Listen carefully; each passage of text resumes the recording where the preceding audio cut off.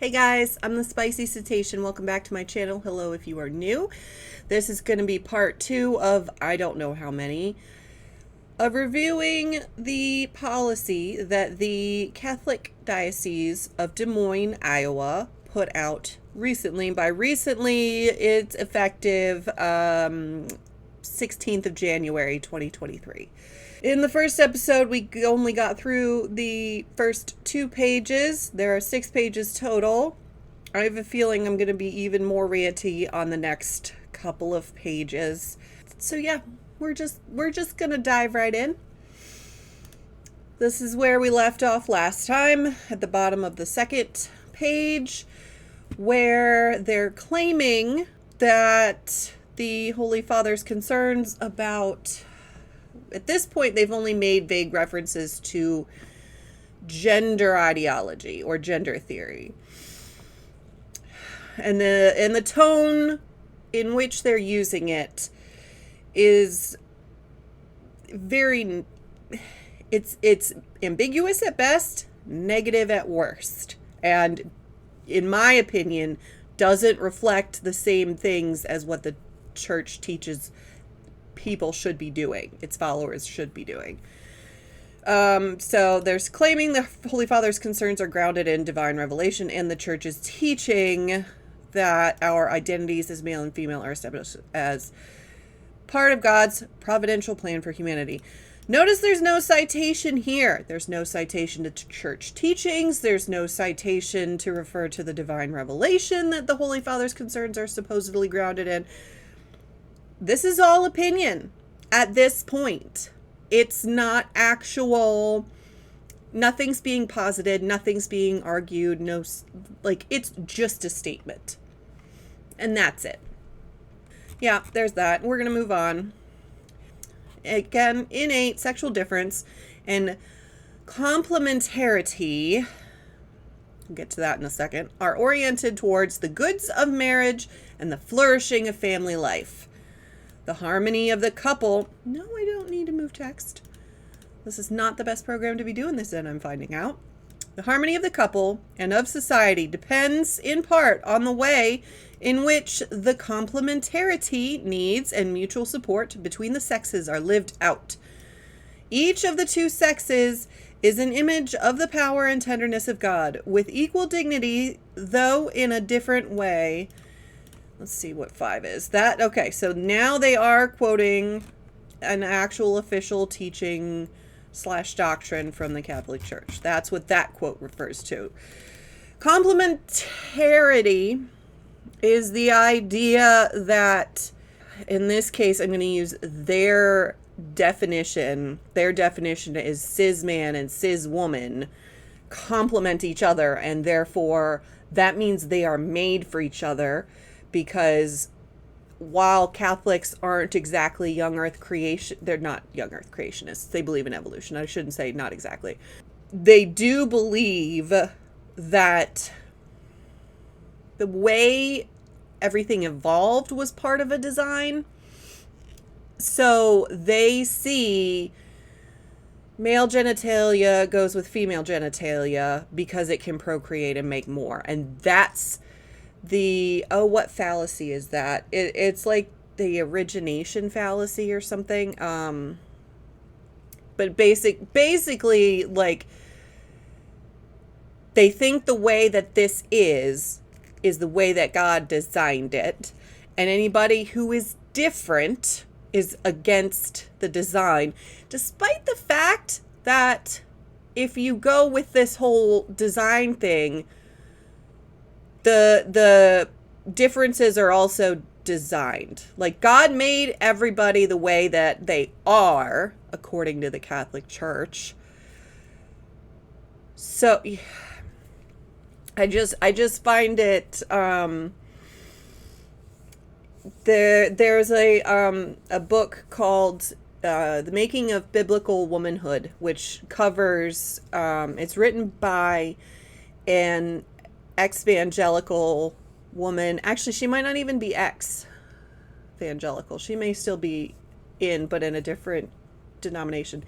But either way, The Making of Biblical Womanhood was very good. It goes over the systemic patriarchy / misogyny that is just inherent in all of the biblical translations throughout the years, and things that have involved women in the Bible that have been taken out because the translators at the time were like, there's no way women were doing this back then.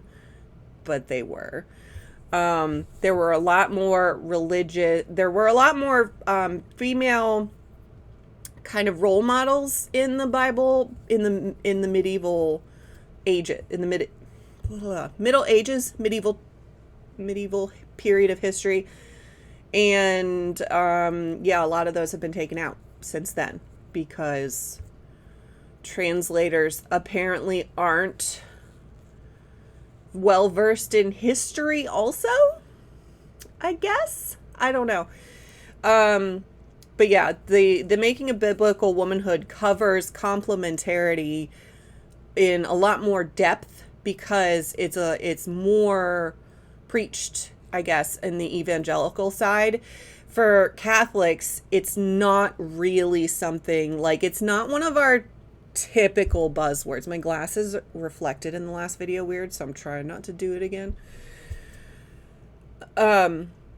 Complementarity is not something that was covered in at least the Catholic education that I received through homeschooling and Sunday school, and eventually I was in the youth group with the high school program and volunteered there. So the complementarity is coming up more now, I think, because of the spotlight that's being, kind of shown on trans folks, because as it's becoming safer for trans folks to be openly trans and receive care, the church is freaking out because they're like, ah. We'll get into that. So yeah, this basically summarizes it. This quote from the Catechism: each of the two sexes is an image of the power and tenderness of God, with equal dignity, though in a different way. I don't know what that means. The human person is a body-soul union, and the body, as created male or female, is an essential aspect of the human person. No citation here. There is a complex reality tied to the sex of a person involving the physical, i.e. gonads, and other evident characteristics. 6. Who are you quoting here? Terminology, Psychiatry.org, transgender and gender nonconforming patients. We will have to look at that maybe in another episode. Maybe I'll have a separate episode for covering some of the sources that they go over. This, like the secular ones specifically, but we'll come back to that in a second. So like, no citation there, citation here. Other evident characteristics. I want to say that they're talking about like primary sex organs and visual sex indicators. Whatever. Physical, psychological, and social constituents. That's a weird choice of words there. A healthy person is one in whom these dimensions are integrated. Again, no citation. The only authority that theologians have over the health of a person is over their spiritual lives, in my opinion. At no point should any church be making advice related to psychological or physical anything. That's none of their business. And the fact that there's no citation there is really, really telling. The diagnosis of gender dysphoria does not merit the alteration of one's body through drug-induced hormone therapies or surgery. Again, they shouldn't be commenting on anything physical or psychological, period.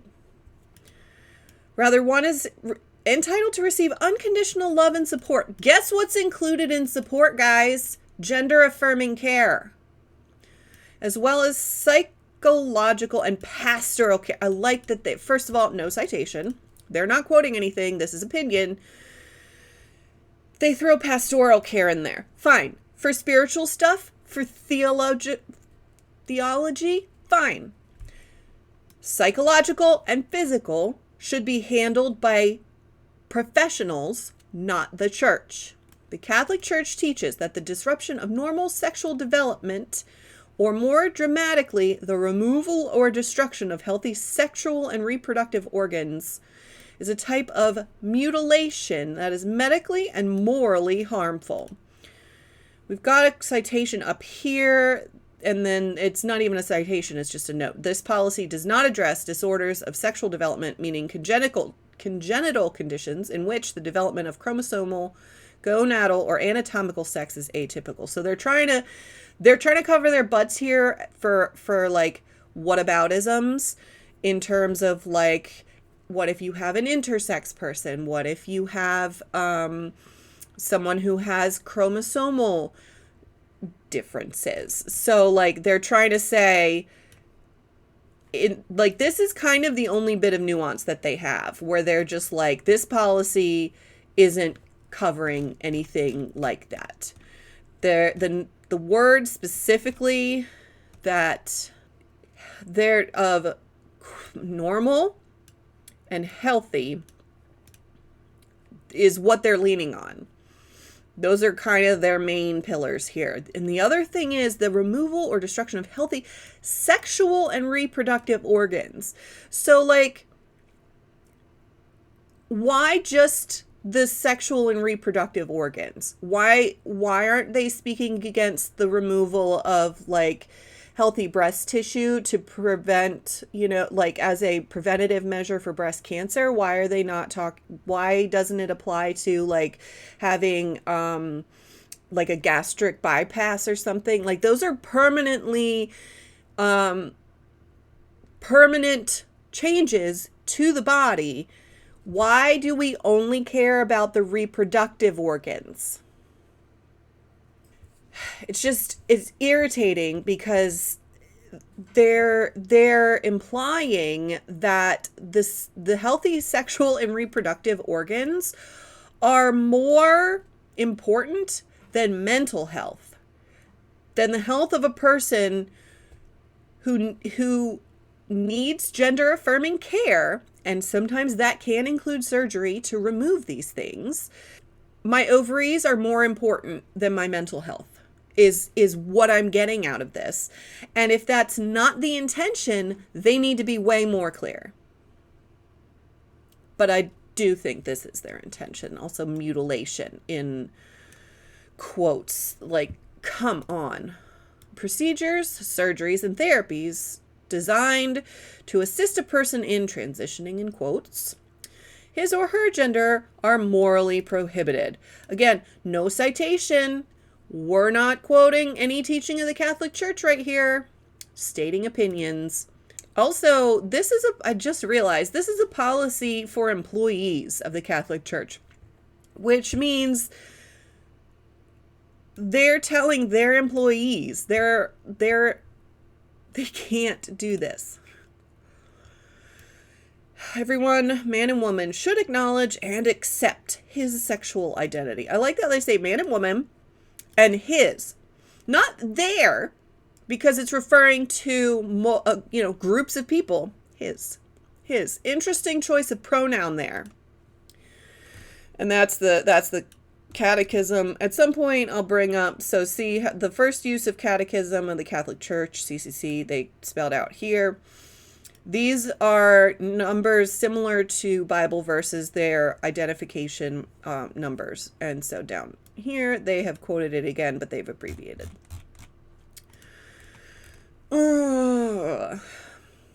With this teaching in mind, gender dysphoria can be validly compared to the condition known as body integrity identity disorder. I looked this up. This is people who want to have healthy limbs removed. It's not related at all. And I found at least one study indicating or rather questioning whether that was a valid comparison to someone who experiences gender dysphoria, dysmorphia, what have you. So 1, no citation. 2, it can't be validly compared because even medical professionals do not agree that it can be compared to this.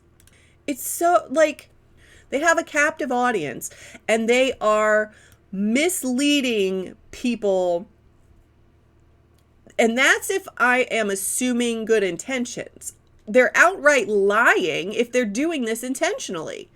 Both are conditions in which a person, stemming from a complex set of factors, let's just gloss over that, shall we, holds a self-perception involving one's physical status that is detached from objective reality. At what point has the church actually demonstrated objective reality, or that they have the correct objective reality? Also, no citation there. It would be contrary to an individual's best interest for medical professionals, family members, and other supporting figures such as teachers and mentors, as well as pastoral ministers, to encourage and promote removal of healthy limbs. You don't know that if you're if you're referring to some study that indicates that is the case, then cite it. There's no citation in the rest of this paragraph. Actually, there's no citation in this paragraph at all. So I do not know very much about body integrity identity disorder other than I looked up what it was and I found a study on it and comparing with gender dysphoria because I thought perhaps that may be the source that they used for this policy. But it wasn't cited, so I don't actually know if that's what they were looking at. My opinion is the church has no way of knowing in that instance what would be contrary to an individual's best interest. Without having, a licensed practicing physician, therapist, psychologist, like without having a ton of professionals examine the case and provide recommendations, the church is just saying it. They're and uninformed just saying it at that. Like it is similarly contraindicated to encourage someone with gender dysphoria to undergo hormone treatment or genital and other forms of mutilation. No citation, just their opinion. If you have issues that you struggle with, whether or not someone you love is doing something that goes against your conscience. Catholics are very big on your conscience because that's a background in how we determine whether something is a sin, whether it's a venial sin, which is a smaller one, mortal sin, which is a bigger one. And if there is an indication, if there is an instance where someone you love is doing something that is going against your conscience, this is where love the sinner, hate the sin comes in. I almost said that in the wrong order. You can still support them. You can still love them. You do not have to mistreat them. You also should not discourage them unless there's some sort of like physical danger. Like if your friend is walking towards a cliff, you should be like, hey, you're walking towards a cliff. You probably shouldn't go that way. But if they're doing everything under the care of professionals, especially medical professionals, then you have no business telling them what to do or what not to do. What you should do is say, I love you. If that's the case, don't lie to people. But you can, there's other ways you can support them without getting your conscience's panties in a twist.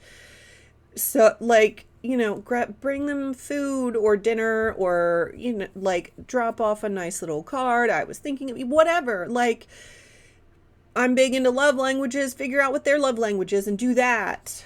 It doesn't, so, like, if you don't have to participate in what you see as their sin, is what I'm trying to say. You can still love and support that person and keep your conscience clear. And remember what we talked about with the silk ring theory. Support in, garbage out. So if you've got some garbage, do not put it on that person. And no, it is not similarly contraindicated. No. False. The comprehensive Catholic Church teaching about the human identity in accord with the mind and heart of Christ must be communicated and upheld with charity, practical wisdom, and sensitivity.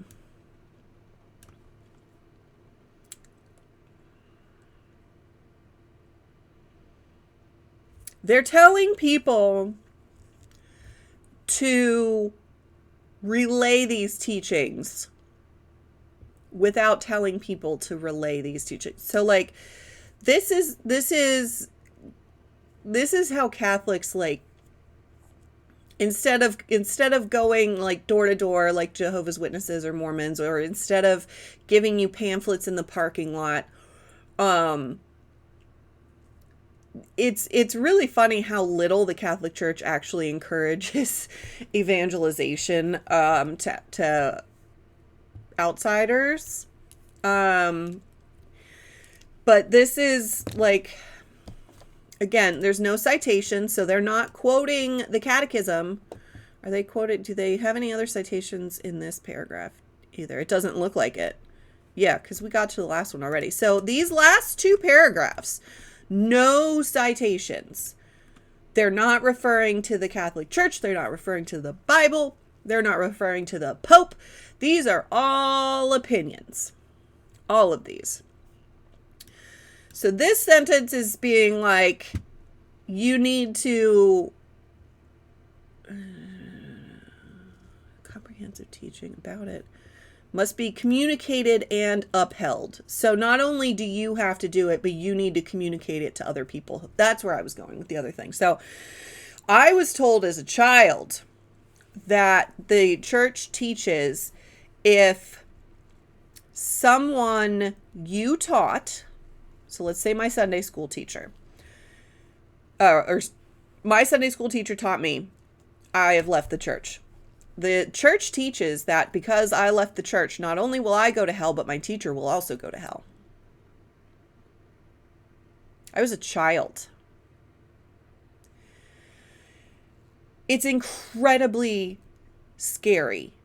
First of all, hell is not a real place anyways. It came out, it came into popular Christian mythology, like, fairly late. And then Pope Francis actually came out and was like, nah, hell's not real.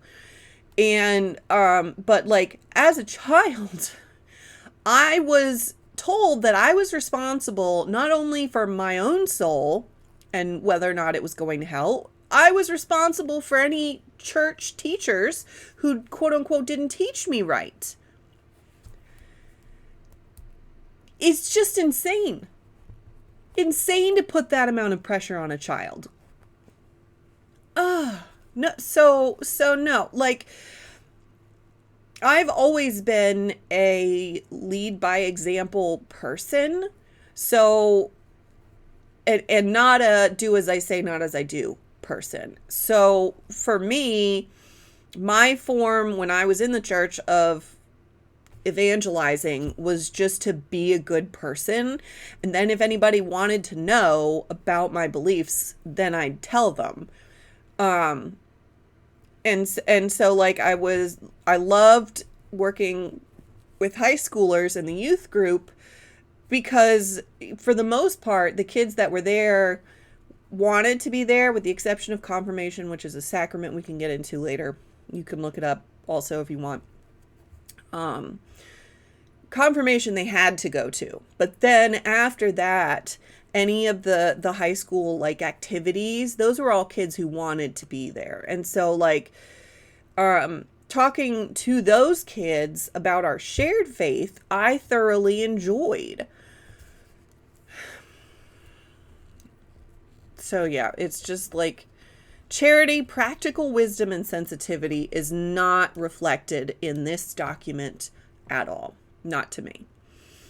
And if they truly cared about the effect, the impact of their message, if I understand that their intent might be different, but intent is not the same as impact. If they genuinely cared about the impact of this statement on people, they would not have written it this way. As the policies enumerated below state, members of our school, parishes, and other communities are to accompany those families and individuals experiencing gender dysphoria with compassion and courage and patiently support them in their life journey. I agree. I agree with this last part. We should be treating everybody this way. But I already know I don't agree with the policies enumerated below. At the same time, that's a but. That's a but.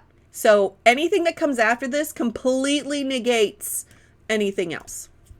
At the same time, it must be understood that diocesan practices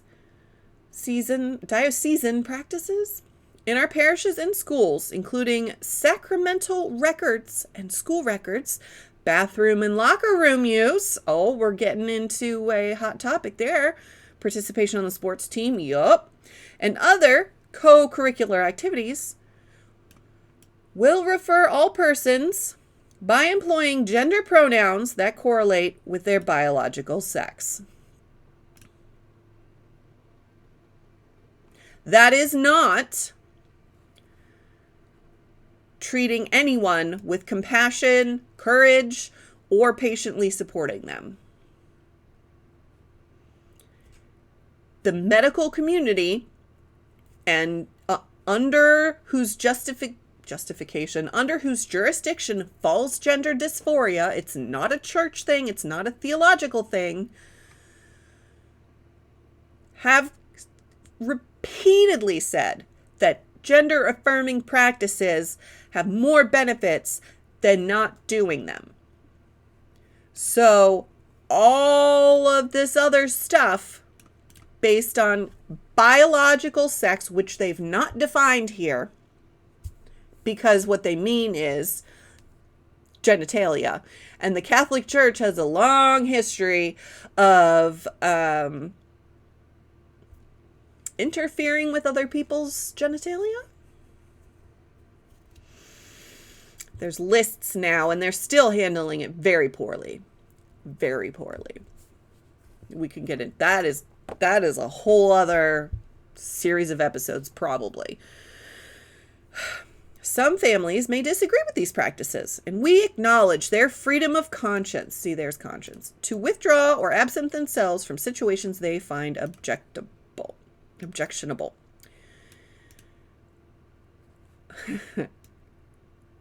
Concomitantly? I don't know what that means. I'm sure it means like conversely. They must likewise respect the church's mission to witness to truths accessible to reason. That's not anywhere in here at all. And faith, if they are to fully participate in our faith communities, including our Catholic schools. So they're saying if you don't like it, leave. If you don't like it, leave. Does that sound charitable or loving or supportive?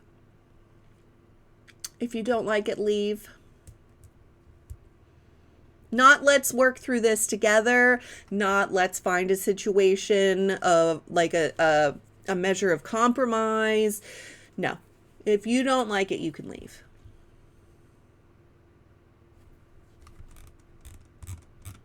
Now we're going to get into their policies. I sigh a lot because I'm just frustrated. General summary of Catholic Christian teaching regarding the human person. We've got some more citations here, so maybe we'll get something good. The human person, created in the image and likeness of God, is a unified creature composed of body and soul. Well, that's not cited. I imagine it's from the Catechism or the Bible. The soul is the spiritual principle of each human person and the subject of human consciousness and freedom. Glossary of the United States Conference of Bishops. Okay, from 2000. So that's a quote from 23 years ago. All right. Yet man is truly himself only when his body and soul are intimately united. Pope Benedict, he died recently. The human person is not a soul or a mind that has a body merely as a biological accessory. Rather, the human person is a body formed by a soul. St. Thomas Aquinas. Oh, that is a really old. Summa Theologiae. Thomas Aquinas was a early father of the church who was a big theologian, and then John Paul II, General Audience, 1979, and the Catechism. Okay. So that is the Catholic belief, is the body forms the soul. So which, as a theology, as a belief part of your faith, fine. We don't have any scientific evidence of a soul, or Shannon Q likes to say the mechanism by which like the soul interacts with the body. We don't have any evidence of that. So that would be a valid belief because it would require faith without evidence. To force that onto other people, though, is really, really bad. I don't know if it's unethical because I'm not super up on philosophy and ethics and logic even, really. I'm super basic at that. So, like, you want to believe it, fine. Don't force other people is kind of my approach. Human life and love are always lived out in body and spirit. Again, if it's a belief you have, so that's Pope Francis, fine. Don't force it on other people. And thus the body is a vital expression of our whole being. Pope Benedict. So you'll notice when they have quotes that they've cherry-picked to support specific things, they will cite them. There were no citations in these last two paragraphs because they don't have anything to support it. Because it's just an opinion. So integral, in fact, is the body to who we are as human beings that the body and soul together are fashioned and destined to live forever. John Paul II, message to healthcare workers in 1987. Okay. The creed, the Catholics have a couple of creeds, expresses a belief in the resurrection of the body or the belief that all persons will rise again with their own bodies, which they now bear. Fourth Lateran Council. Look at how old that is. It's 800 years. They're citing something from 800 years ago.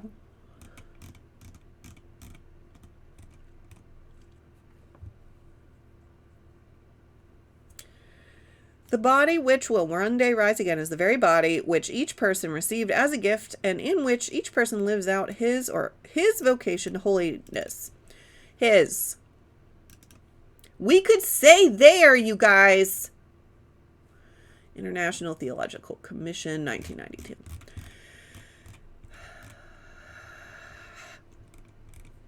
Our biological sex expressed by our body. This is still super vague. What about our body? Chromosomes, hormones, gonads, external genitalia, primary sex organs, secondary sex organs. I'm probably redundant in there. What do you mean? There are also exceptions. It's a spectrum. Everything is a spectrum. You can have the gonads, the external genitalia of a female assigned at birth, and have testosterone levels that exceed some men assigned at birth. That was an issue with a Olympic competitor on the women's side of things, because she has naturally high levels of testosterone. And it was a whole thing because they were like, it's going to give her an unfair advantage. Well, yeah, I mean, that's kind of the point of the Olympics. And if you have a natural advantage, you're naturally going to be better. Michael Phelps is built different. He's got a bunch of natural advantages. Like, his wingspan is huge. He even has like extra webbing in his finger, between his fingers. Some other stuff. It's wild.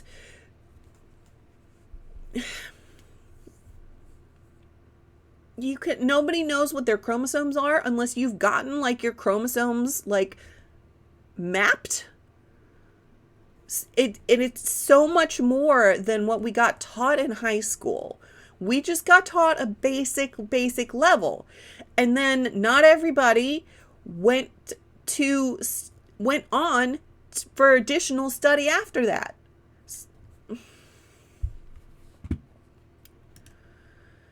Biological sex is not a thing.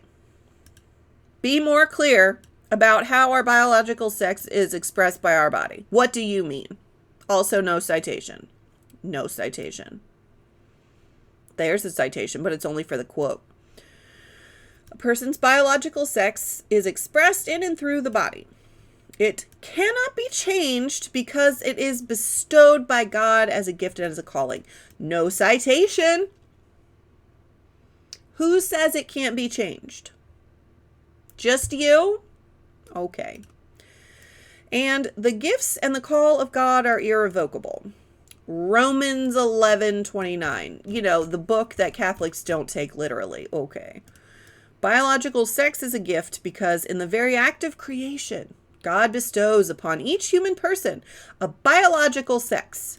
Male and female, he created them. Genesis, obviously.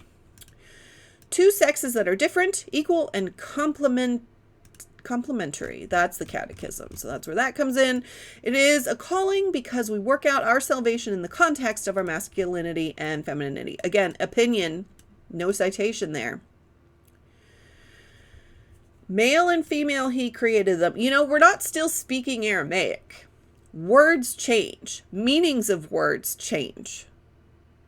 The Bible also said the universe revolved around the earth, and we know that isn't true. So maybe we need to adjust our understanding of some things in the context of religion. A person's gender. Why single quotes? What is this? They've been using double quotes for this. Why single quotes now? Whoever edited this, Des Moines, you need a better editor. Person's gender is inseparable from biological sex. False. Are you a psychologist? Are you a medical doctor? Do you have any background in this at all? Because if you do not, this is meaningless. It's false is what it is. The meaning is false. If you do not have any expertise, if you do not have any sources to cite, which you don't, we can dismiss this claim without evidence. Moving on. The Catechism states that the sexuality affects all aspects of the human person in the unity of his body and soul. Therefore, while biological sex and gender, or the socio-cultural manifestation of sex, as well as psychological identity, what are they? Oh, they're quoting the DSM-5 here. They're only quoting the DSM-5 for, like, the term name. They're not actually using the DSM-5 to further their understanding. as well, therefore, while biological sex and gender can be distinguished, they can never be separated. And that's according to some Assembly of Bishops, Pope Francis in 2015, and Pope Francis. This was the other thing that I read that was like 200 pages. Again, if it's sociocultural and you don't have a background in sociology or psychology, because that impacts our socioculture, or anthropology, which is the study of cultures, you have no space to make. I don't even want to say claims, because anybody can make a claim. I will say you have no business making doctrine. You have no business making doctrine on something that is so far outside of your wheelhouse, you need a telescope to find it. I couldn't come up with a better insult. I'm sorry. Should someone experience a tension between biological sex and gender, they should know that this interior conflict is not sinful. Oh, gee, thanks. It only took us 4 pages to say that. Not sinful in itself. Oh, God. Okay, we're going to read that in a second. But rather reflects the broader disharmony caused by original sin. This is the other piece that I was referring to a bunch in my last video, and it's what we're going to go over next. This is the one where they're actually claiming that they are producing a catechesis or actual teaching. This one is more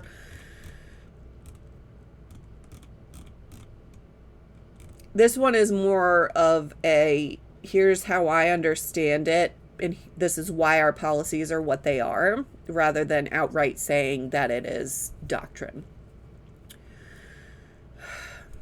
Rather reflects the broader disharmony and can result from the residue of social ills and cultural distortions. Oh, God. Of what constitutes masculinity and femininity. Well, I got bad news for you, because the social ills and cultural distortions are what define those, because those are social constructs.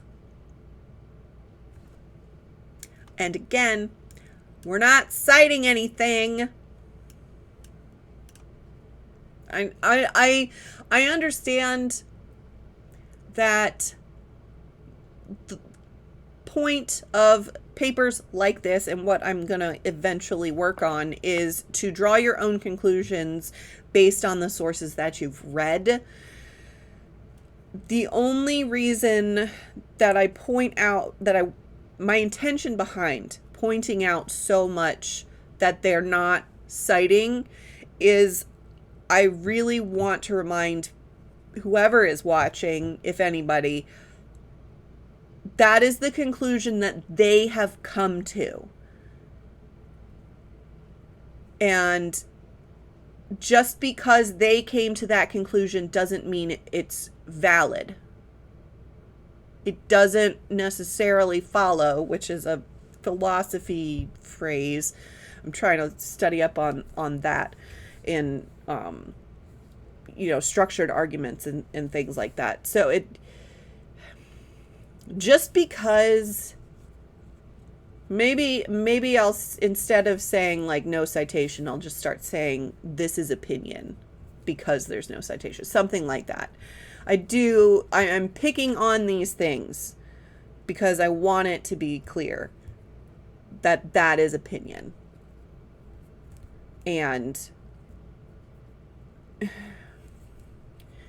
there's a quote by Pope Francis that in the 200-page thing that I read, that I pulled out and saved, but it was basically like, we're in the business of forming consciences and letting people make their own decisions, basically. So just you can present your opinion, you can present your conclusions. That doesn't make them doctrine. That's what I'm trying to say. I got there. All right.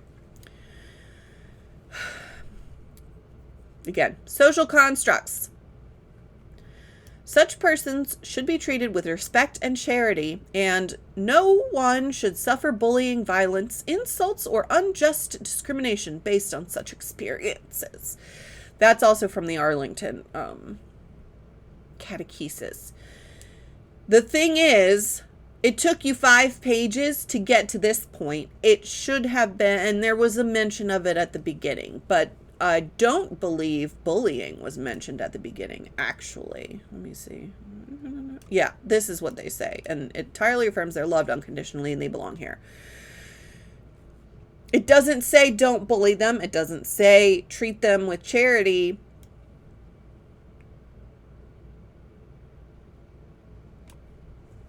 It took 5 pages to get here. However, that means but... So they've effectively negated the previous sentence.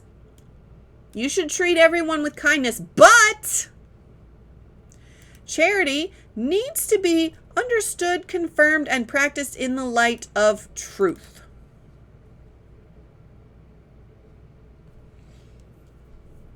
I'm going to quote Aaron Ra, "The truth is what the facts are." I don't know what this quote comes from because they've not cited it. Possibly Virginia again. The sentence doesn't get any better. In light of the truth. The Catholic Church doesn't have the truth on this. They want to say that they do, but they do not. They do not have the necessary amount of medical background in order to actually have the truth on this. Because if they did have the necessary background, this would not be what they're trying to tell their people. And thus, such persons should be encouraged to seek harmony between their biological sex and gender. They are. It's called gender-affirming care. Not through a rejection of one or the other, but through turning to Christ and medical and psychological services that are rooted in an authentic anthropology. This is how I know you don't have background. The fuck anthropology got to do with this? Also,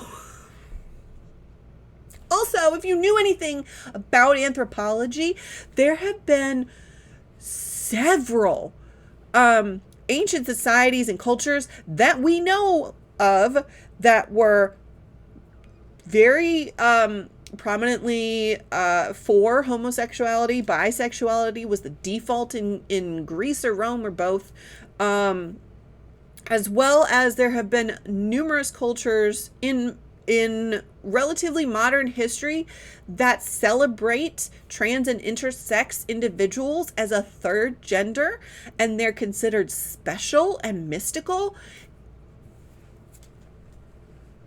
This sentence is based in nonsense.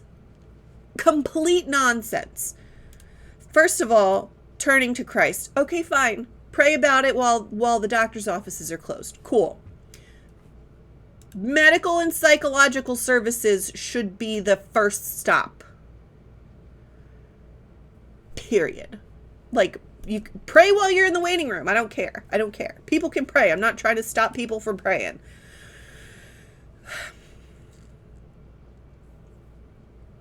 This is just rooted in an authentic anthropology. The fuck? Only in a graced embrace of one's created nature as given by God can a person acknowledge and accept one's sexual identity in every aspect. Physical, moral, social, and spiritual. Why did they throw moral in there? That was, before there were only 3 aspects. Social's a new one too. Oh my God.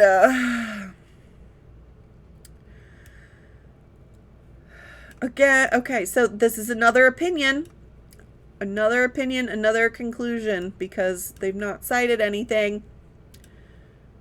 So there's because there is no citation here,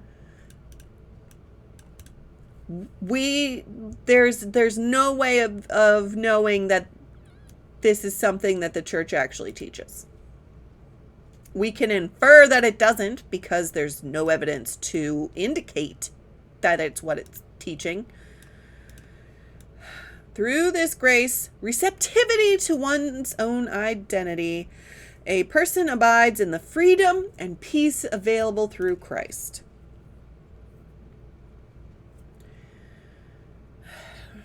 Again, these sentences are nonsense. They just read as though they were written by someone who doesn't have a shred of a clue about any of this. Is not somebody who has tried to put themselves in the shoes of the group of people they're talking about. They have not actually read any studies, or if they have, I feel like they would have cited them here.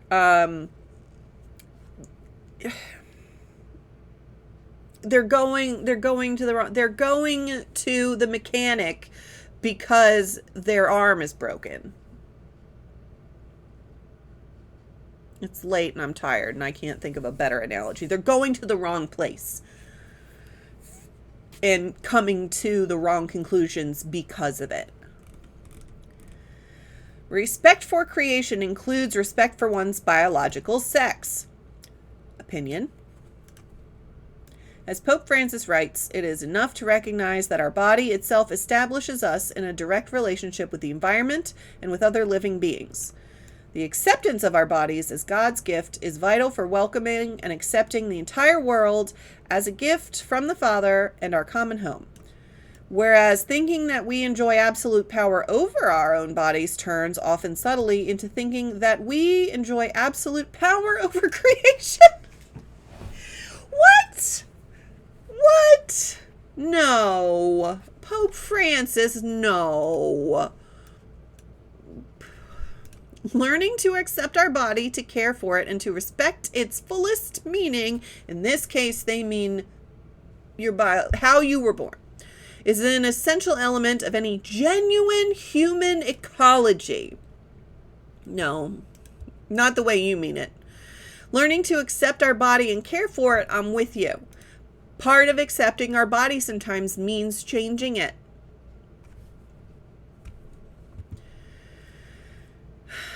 Also, valuing one's own body in its femininity or masculinity, those are social constructs, is necessary if I'm going to be able to recognize myself in an encounter with someone who is different. I think, so English isn't Pope Francis's first language, so I'm betting there's a translation thing happening here. I think what he's referring to is the common argument about, like, well, what if I'm talking to a trans person and I don't know whether they're a man or a woman? Or, non-binary folks exist. I know I mentioned this in the last episode too, but like this entire document completely ignores non-binary folks. It's like they don't exist. So I think that's what the Pope is talking about. But again, let me finish this quote. In this way, we can joyfully accept the specific gifts of another man or woman, the work of God the Creator, and find mutual enrichment. It is not a healthy attitude which would seek to cancel out sexual differences because it no longer knows how to confront it. That is something else that I have not read yet. So I don't know the broader context of where this quote was found.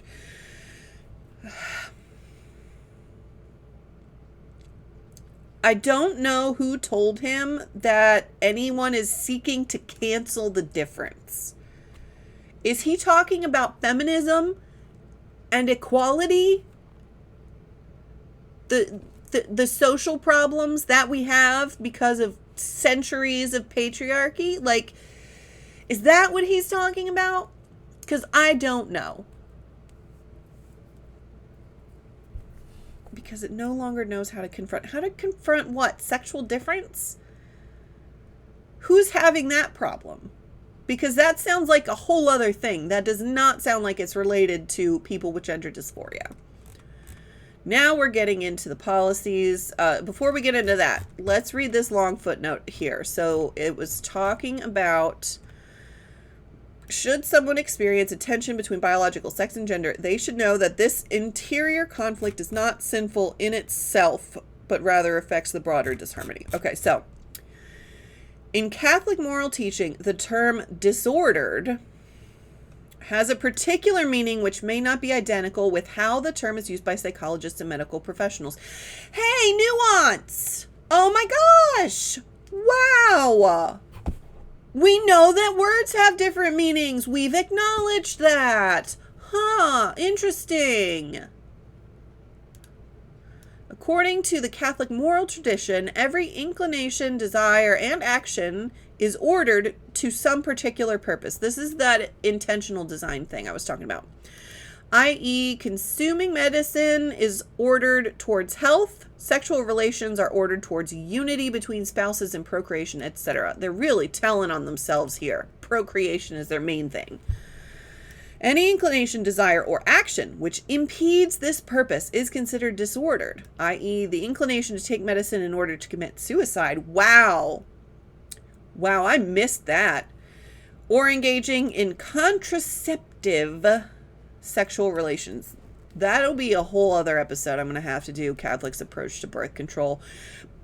Basically, the Catholic Church is like, you should have babies constantly, unless you have a very good reason not to be getting pregnant all the time. I'm not kidding. Since the purpose of the body, as given by God, let's not forget, God gave you your body. Don't mess with it. It's not... If somebody gives me a gift, isn't it mine to do with how I want? Like, who gives somebody a gift and says, you can only use this way? That's not a gift. That's a contract. That is not... We have no means of consenting to that. We're not conceived out of our own consent. That's not what a gift is, guys. Okay, since the purpose of the body and the soul is to be natal sex and gender. Natal sex was from one of the studies that I read. This may be a more common term. I'm not sure. Oh, wait.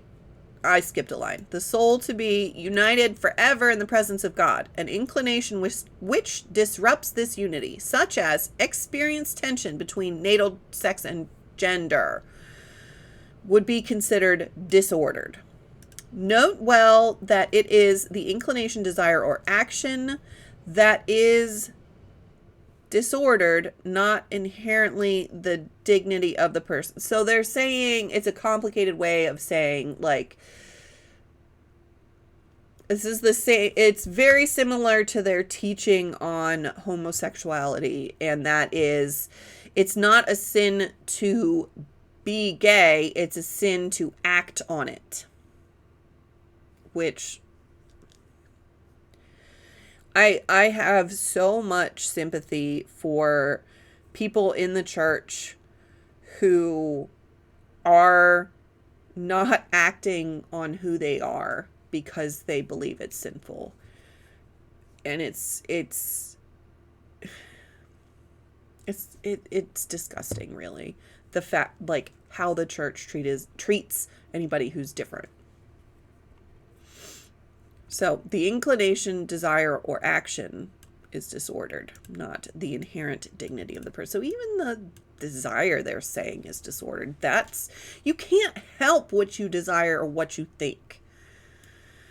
On the relationship between the concept of disorder and the dignity of the person, see Catechism, blah, blah, blah, and Sacred Congregation Doctrine of Faith, blah, blah, blah, blah, blah. So this footnote here, until we get to where it's actually like citing some sources, this is all opinion and or conclusion that they've come to.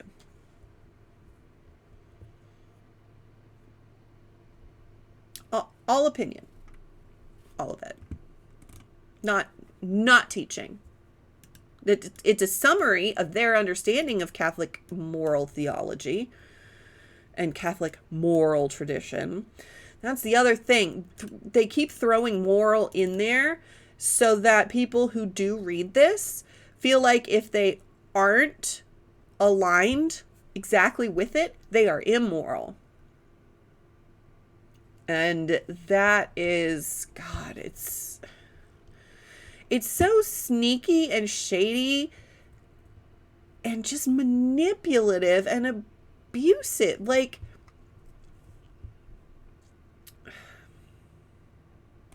I don't like it. I don't like it at all. Okay, so now we're going to get into policies. These policies are established as binding. You have to follow these. If you are in the Diocese of Des Moines and you interact with diocesan parishes, schools, organizations, and institutions of the Catholic Church. As a general rule, in all interactions and policies, parishes, organizations, and institutions are to recognize a person's biological sex. They've made this very clear. Biological sex doesn't exist.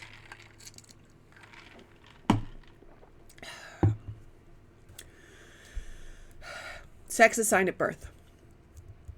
Regardless of the individual, regardless of the level of oversight the individual has with medical professionals, psychological professionals, no. The church, not even the church, this person who wrote this, without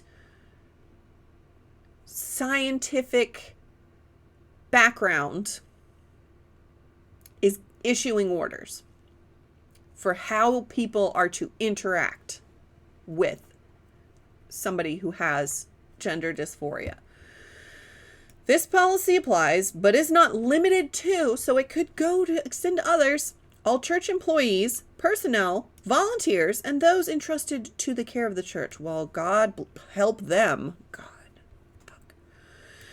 It is understood that occasional vendors and other parties may be on church-related premises who are not acting in an official capacity representing the church. These policies do not obtain for them. I had to Google that. Apparently that's grammatically correct. I wonder if it's a regional thing. That is not something we say where I am. Rule number 1, designations and pronouns. This is what they care about the most. I do not know how to say that name. Parochial? I think it's supposed to be like a parish, like parishional, something like that. Organizational or institutional documentation, which requires the designation of a person's sex, is to reflect that person's biological sex. They mean sex assigned at birth. They have not actually said that. No person may designate a preferred pronoun. Putting it in quotes makes it seem less legitimate. It's a way of showing just slight disrespect. In speech or in writing, when related to ministry activities of any kind, nor are parishes, organizations, or institutions to permit such a designation. To permit the designation of a preferred pronoun, while intended as an act of charity, it is an act of charity, you absolute donut. Instead, promotes the disassociation of biological sex and gender, thereby confuses or denies personal integrity. No. It is more charitable to use a person's preferred pronouns. If I just started calling the Pope Frank, That would be very disrespectful. He has a designation that he's chosen. I mean, I assume he could have turned down the role of Pope, but he picked a different name. All the popes pick a different name when they get elected. And I remember it being particularly apparent. Like, I remember the church being pissed off when Benedict was elected and the media brought up his history with the Nazi youth and kept referring to him by his former name, effectively dead naming him. And the church got upset.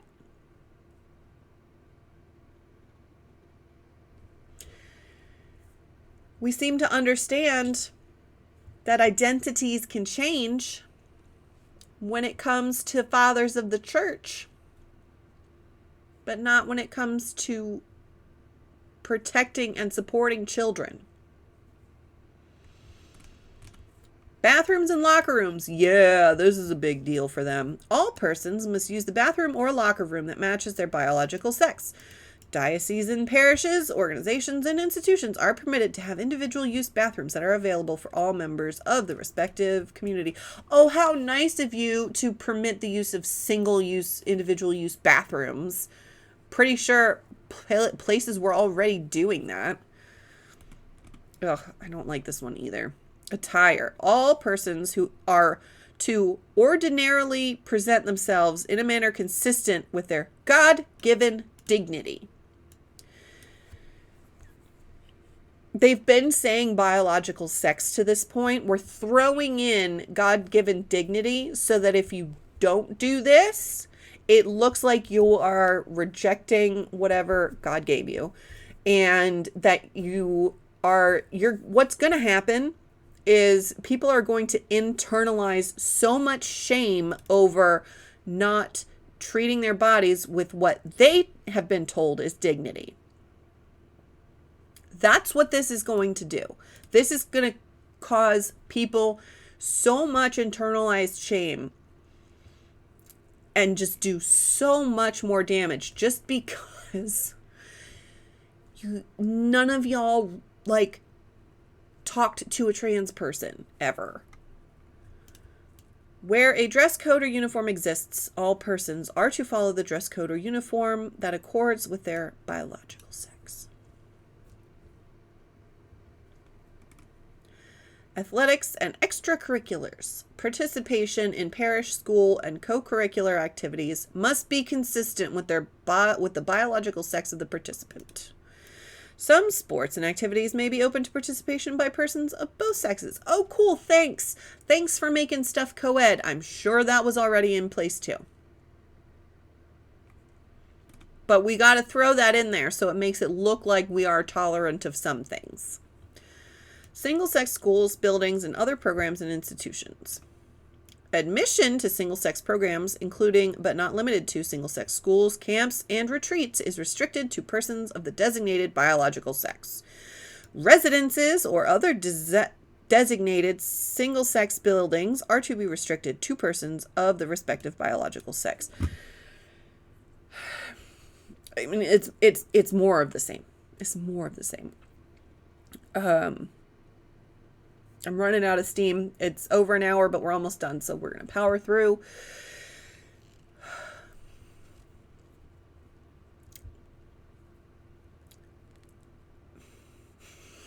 Statistically, there is more danger from Catholic priests than there are from trans people in terms of violence or sexual violence. There is more documented and probably even more undocumented cases of priests harming vulnerable individuals than there are of trans people harming individuals. Most of the time, trans people are the victims. Let me rephrase. Most of the time, someone victimizes It is statistically more likely that someone will victimize a trans person than it is a trans person will victimize someone else. Am I even saying that right? I want to put the responsibility of the sentence on the correct thing. So, it is more likely that someone will perpetrate violence against a trans person than it is a trans person.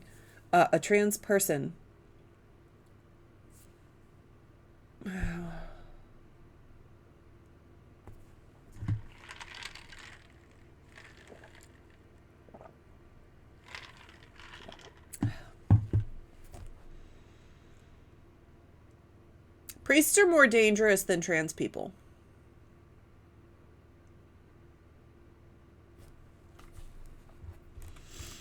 Medication.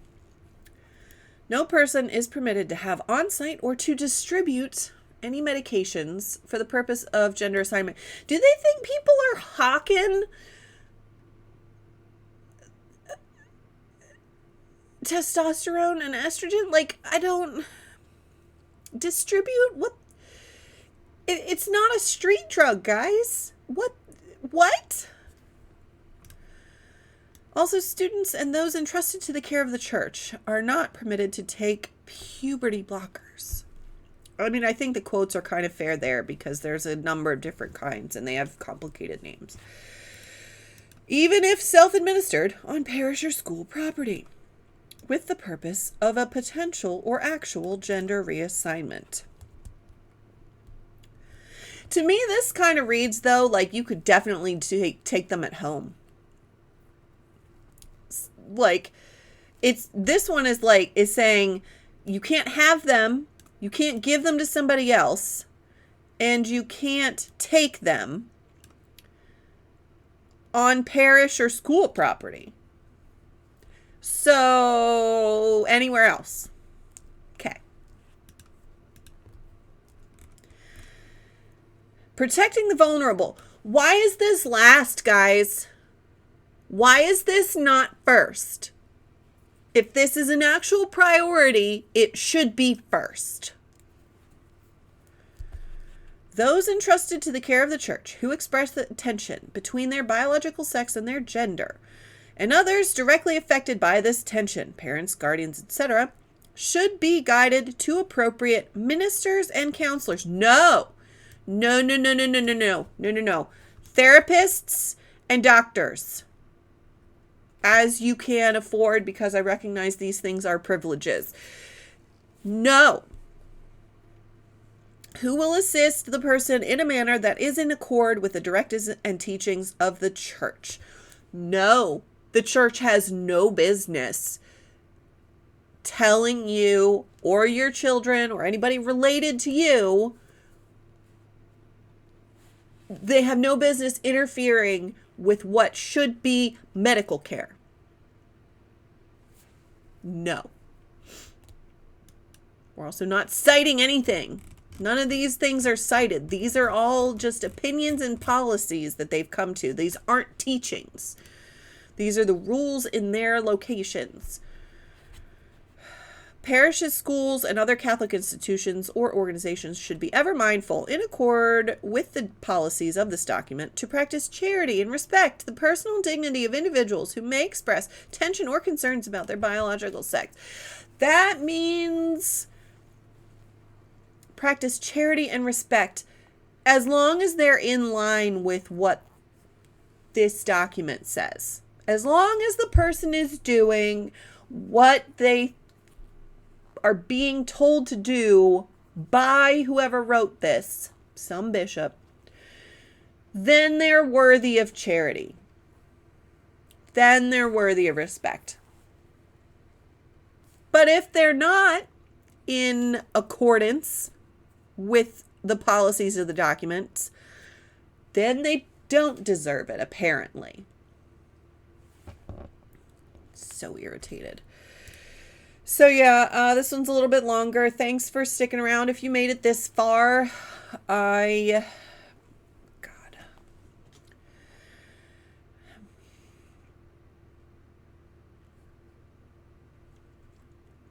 I'm so irritated by people within the church and then the church itself for not cracking down on this.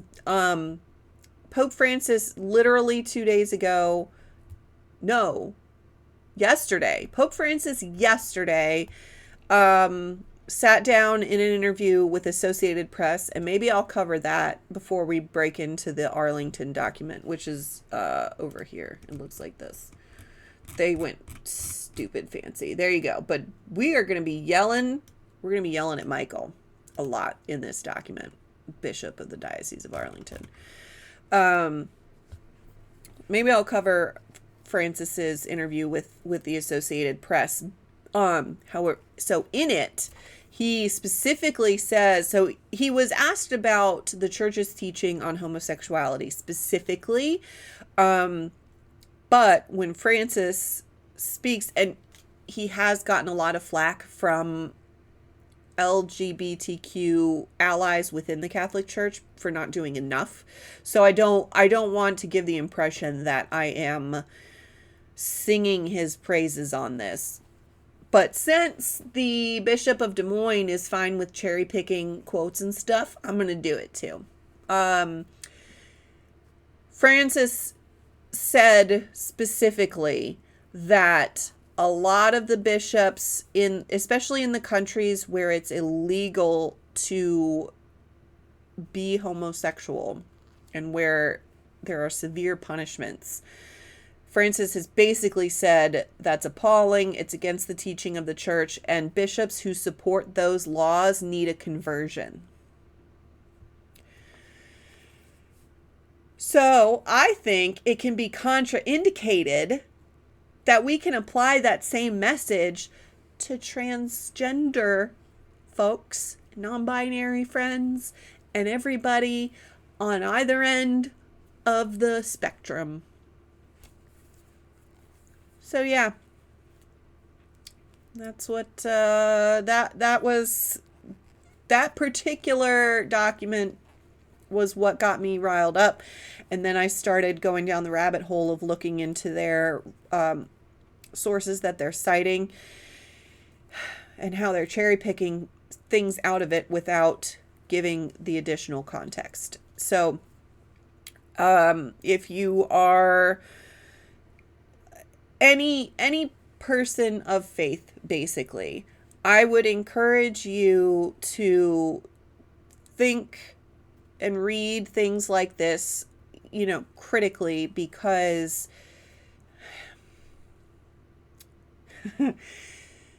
thou shalt not take the Lord's name in vain doesn't actually mean, oh my God. It means you should not do things in the name of God that contradict God's teachings. Like war.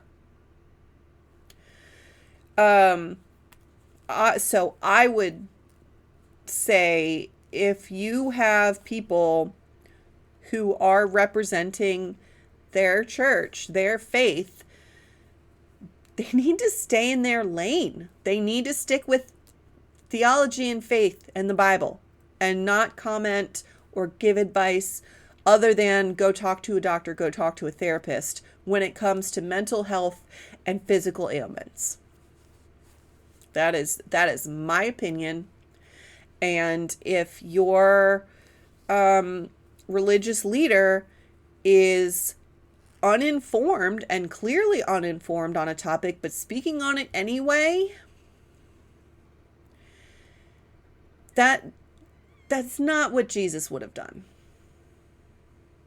Jesus's default would have been charity first, love first, respect first.